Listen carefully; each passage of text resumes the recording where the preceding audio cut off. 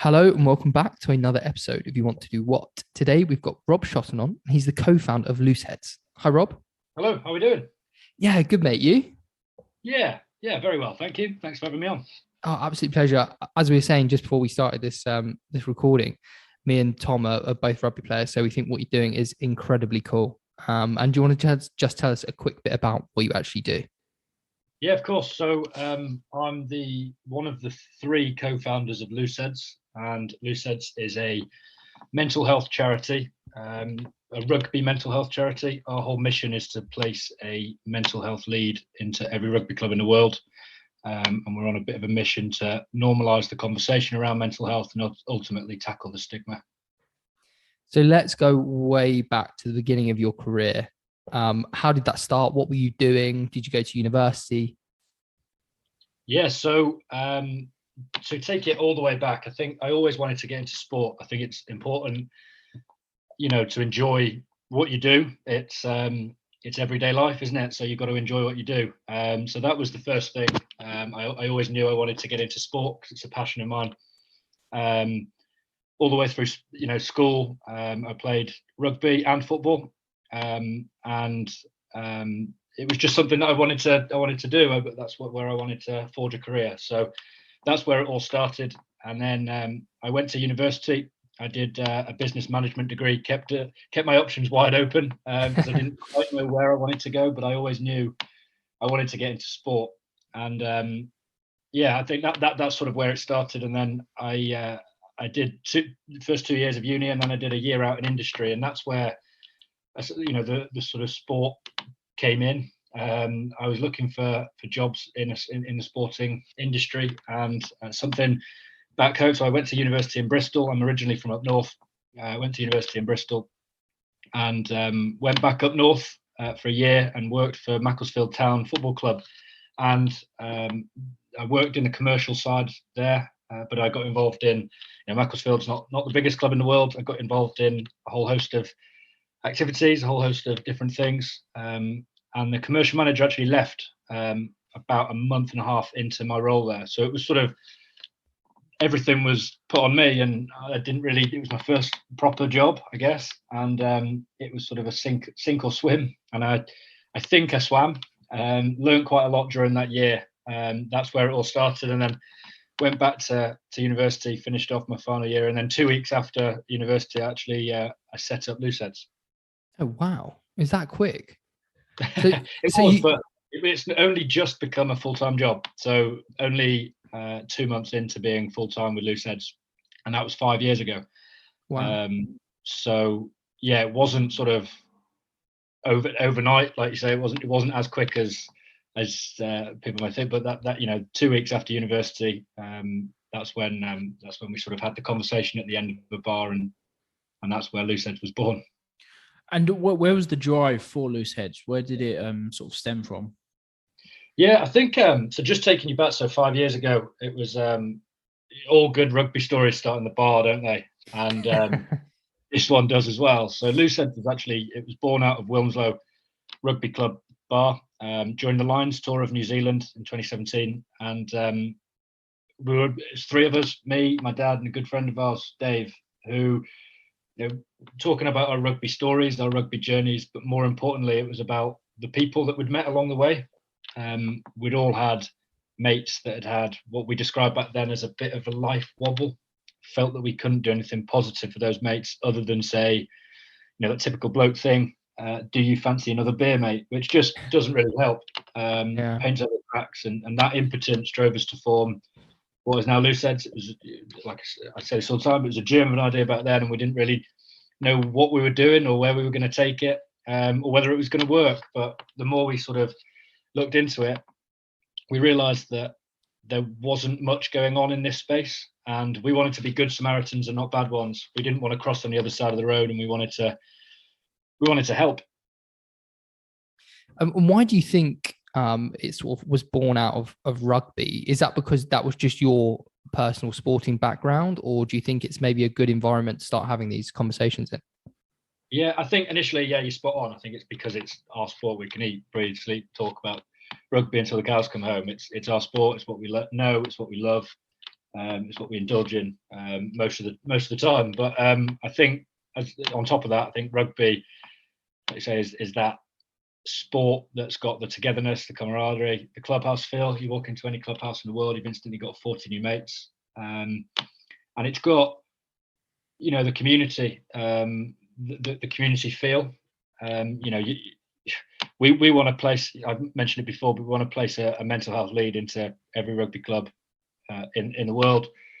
You know, every rugby club's got a first team coach, a physio, a fixture secretary. Why can't we have a Loosehead, a mental health lead in there as well? But yeah, I think rugby is just that sport that's got the people who play rugby. You two mentioned that you're very into your rugby yourselves. You'll both completely understand that whole community feel, and I think there's a lot of people that don't play rugby sort of look in and go, what's this rugby thing all about? But it's that community, it's the family. 100%. So let's just step away from Looseheadz just for a second and just go back to your career. So you've come out of university, you started Looseheadz, but you said it's only just become a full-time job. So what were you doing alongside it to kind of, you know, pay the rent, I guess? Yeah, so I started out, I got a job for a company called Byram. I was working on behalf of FIFA, so working very closely on the FIFA World Cup in 2018. So responsibilities were sort of liaising with all the partners, sort of on the commercial side. So Coca-Cola's, McDonald's, making sure that they had the tickets and making sure that they were very happy. I was there for about 6 or 7 months. I actually left just before the World Cup and went travelling. One of the best things I've ever done. Would recommend it to absolutely everyone. I went traveling for 6 months around the world. So I went to Asia, Australia, New Zealand, Fiji, South America as well. So never stayed anywhere longer than 4 days. And I think I learned a lot in those 6 months. Came back. I obviously knew I wanted to get into sport, but I didn't actually know whether I wanted to get into football or rugby. Big fan of both. Rugby sort of my sport, obviously, because of with Looseheadz, but I'm a big football fan as well. And I didn't really know whether to which direction to go in. So I actually started applying for both rugby and football jobs, but a job came up which was both, which was Bristol Sport. And you know, I got a job at Bristol Sport as sort of working in a commercial team again, working with the partners, but across the 5 clubs under the Bristol Sport umbrella. So that's Bristol City Football, Bristol Bears, rugby, and Bristol Flyers, basketball, and the women's teams as well. So working within the sort of sponsorship activation team, working on a whole host of things, account managing 25 main sponsors across the Bristol Sport Group, including national and international clients as well.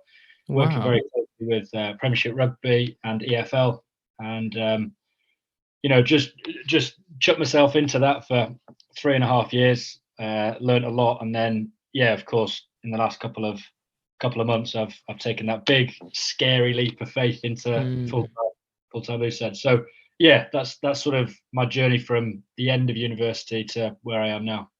I mean, from the outside, the Bristol thing sounds really good fun. I guess the timeline would kind of line up with they kind of branded it was Bristol Bears, and that kind of environment must have been a really, really fun environment to work in. Absolutely, 100%. I think so. The rebrand was just before I started, but obviously joined the Bears and the whole culture and inspiring the community through rugby success and all of that. So it was really cool. And Pat Lam is probably the most inspiring bloke I've ever met. I could listen to that guy for hours and hours and hours, and I've told him that. Yeah, I think Bears is a special place. Loved working there, loved being a part of it. So do you have a moment where along this kind of Looseheadz journey, you kind of went, wow, okay, this is happening. We've got some traction here. Do you remember a specific moment, or has it been quite a long journey and process? I think that, yeah, there has been. So the 2 moments sort of stick out when you ask that question. So the first one was quite a while ago now. So some guy got in touch with us on Instagram. He messaged and said, you know, anxiety got the better of me. I quit rugby 12 years ago. I've not played it since, but I've been following Looseheadz. I feel part of a wider community. I feel part of something bigger than myself, and I want to get back into playing rugby. So he picked up a rugby ball again because of Looseheadz. But just taking it one step further, he actually sent in a photo of a tattoo he'd got right next to his watch strap, and it was the Looseheadz logo. And he said, I will wear, I'll wear my watch. I'll look down at my watch quite a lot during the day, and it'll just remind me that, it's okay not to be okay. It's okay to have those down days. And then, funnily enough, but 2 weeks later, his girlfriend messaged and said, he's messaged in and thank you. But one thing he didn't say is that you've saved his life. And that for us was sort of that moment where we sort of thought, right, we're actually helping people. We're onto something. People believe in what we do. And we said this when we started this, but if we can help just one person, then it's all been worth it. We win a little bit. It's not about winning, is it? It's about changing people's lives for the better. But on that one occasion, it was a bit of an eye opener, and to show that we were onto something. The second one was during lockdown. I was on furlough at Bristol Sports, so it gave me a bit more of an opportunity to focus on Looseheadz a little bit more, and I think that was quite a nice. It was no secret that Looseheadz is what I wanted to do full time. It was also quite nice because Looseheadz was that community where people felt safe, and during lockdown there was a lot of people that were looking out for Looseheadz and the community. So to focus on it a little bit more was ace. But I had a phone call from a random number during lockdown. I answered it, and it was Craig Doyle, face and voice of BT Sport. Oh wow! I just thought, how on earth, what's going on here? And he just said, look, I want to get involved in Looseheadz. I love what you're doing. And one thing that he said was, I think you're onto something here. And that sort of stuck with me. So those two things, pretty much, well, about 4 or 5 months apart. So they were the moments where we realized that this could be a full-time job, and we wanted it to be a full-time job. And we sort of owe it to our followership and the people that, we work with to really give this a proper crack now. And that's exactly what we're doing. Wow. And how is Looseheadz doing? How is your goal of putting a mental health advisor in every rugby club? Yeah, so we're currently working with 500 rugby clubs around the world. So 400 of those sort of UK based, and 100 sort of dotted around, mostly in USA after that, and then Australia, New Zealand, South Africa, sort of those English speaking rugby loving nations. But we've also got clubs in Hong Kong, Singapore, Portugal, Netherlands, Belgium. So it's really cool to sort of see it grow. We give every club that we work with, so those 500 clubs, have access to a toolkit that's free. We want it to be free and accessible for the whole rugby community. Within that toolkit, they get access to 10 components. So I'll just run through a couple of those. So mental health training, so an introduction into what mental health is, which is a positive thing that 3 of us on this call have. How to spot signs in your teammates of mental ill health, how to create kinder cultures at your rugby club. So that's sort of a first version of a mental health training. We're currently working on a second version. We also work with a couple of partners. So GoVox, which is a wellbeing check-in platform. Talk Club says what it is on the tin. We want to set up a talk club at every one of those 500 rugby clubs. One of the other things that 10 components, I won't list them all, but one more that we need to shout about, I'll say, is actually a collaboration with Shout, which is a text service. So if you text rugby to their number, it'll pull up an operator within a couple of minutes, and that's been a major milestone for us, especially given that we get a few messages through on social media and from our partner clubs to say, people need help right now, and we've often said this, that we aren't the experts. We can't work on cure. What we do is we work within what we call the Looseheadz Square, which is prevent, promote, educate, signpost. And when people actually get in touch and say they need help right now, we're not qualified to do that. So this tech service has allowed us to sort of it allows that cure element, which is a major milestone, like I say.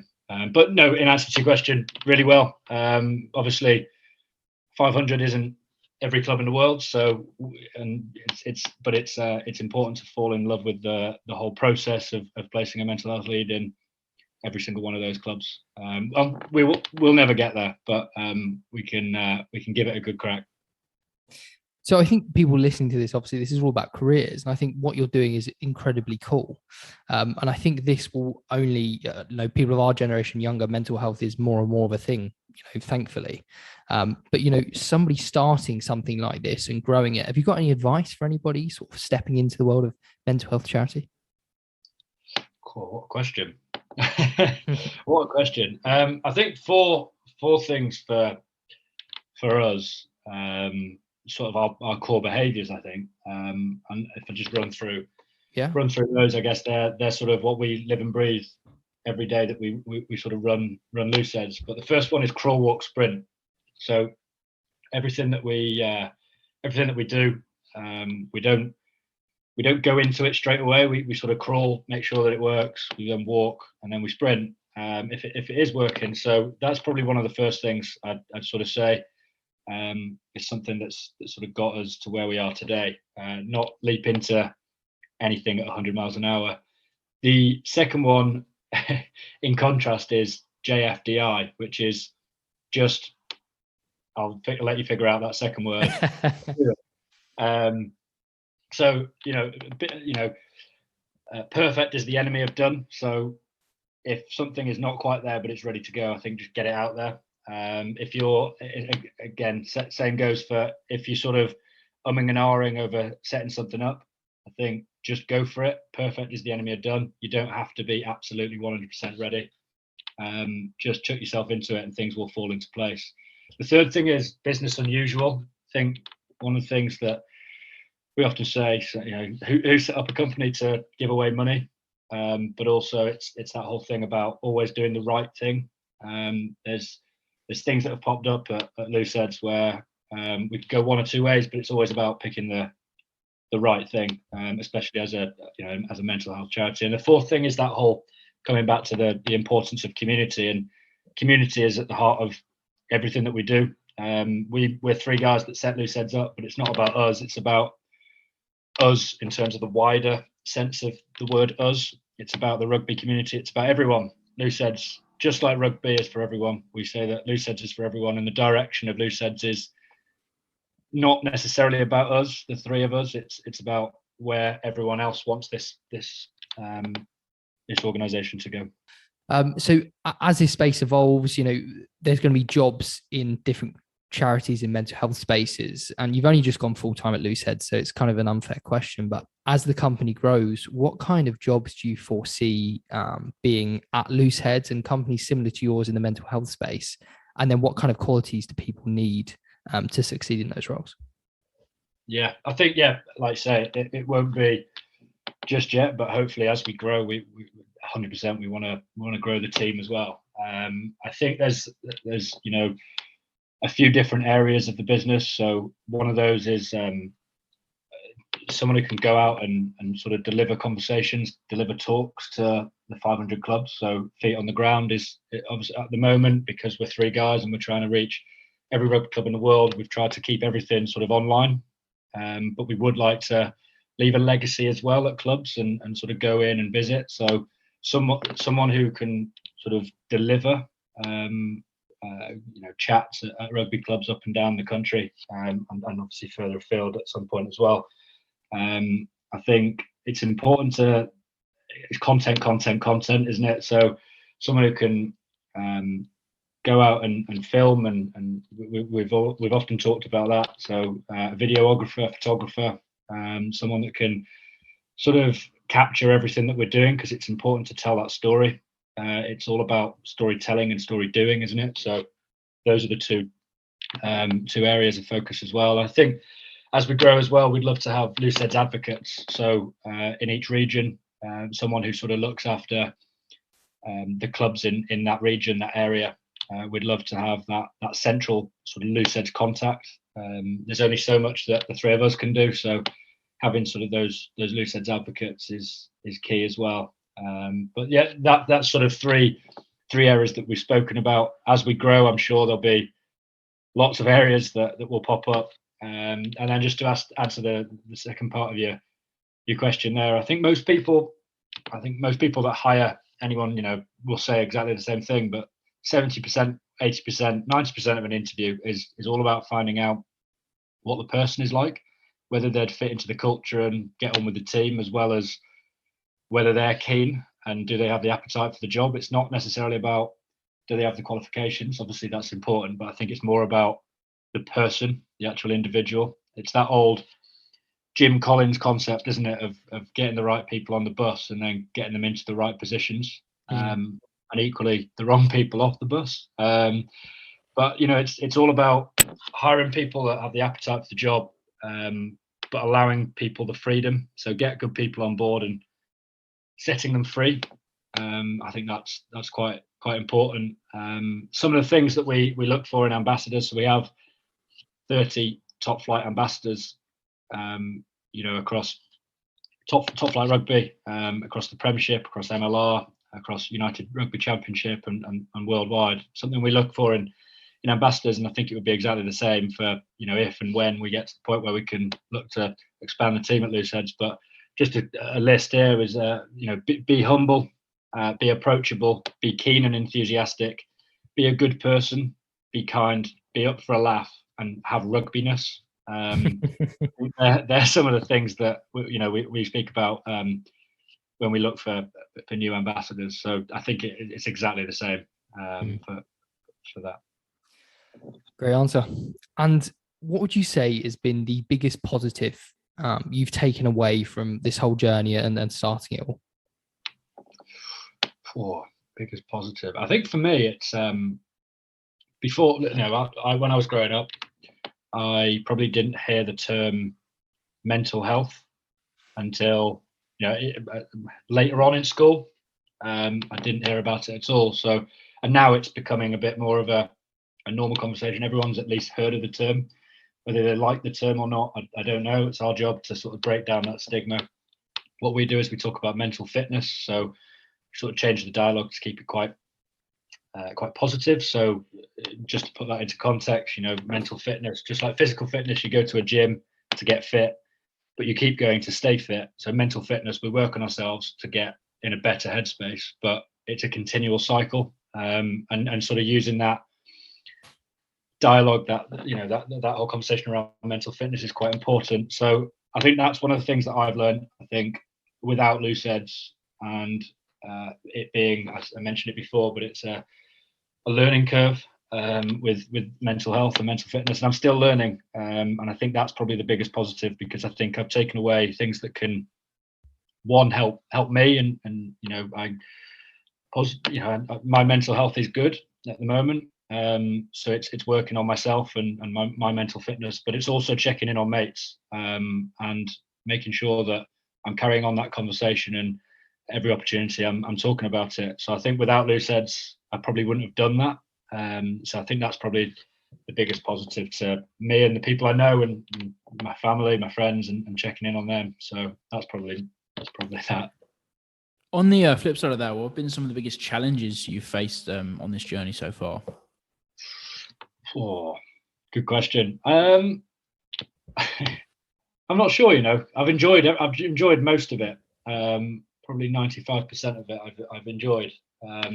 I think the challenges come with running your own business / charity. I think there are days where the three of us that set this up. Obviously, I can't talk for the other two, but I know this is the case where we sort of think, are we making a difference? Because what everything that we do, I know that the success story that I spoke about before, it shows that we have helped at least one person, but it is difficult running, setting up and running a charity. So that is a challenge in itself. But we just got to keep going. Like I said before, if we can help just one person, we win a little bit. So we just got to keep going. And would you still go into this industry knowing everything you know now? Yes, 100%. It's the best thing I do. It's rugby is my sport. It's what I love. It's my mum and dad actually met at a rugby club bar. It's been ingrained in me ever since I was very young. My dad chucking a rugby ball at me ever since I can remember. So mixing rugby with mental health, mental fitness, and helping people, and yeah, absolutely, 100%. It's it gets me up in the morning. I absolutely love it. So absolutely, 100%, yes. If anyone was struggling, what would be some steps you recommend them to take as soon as possible?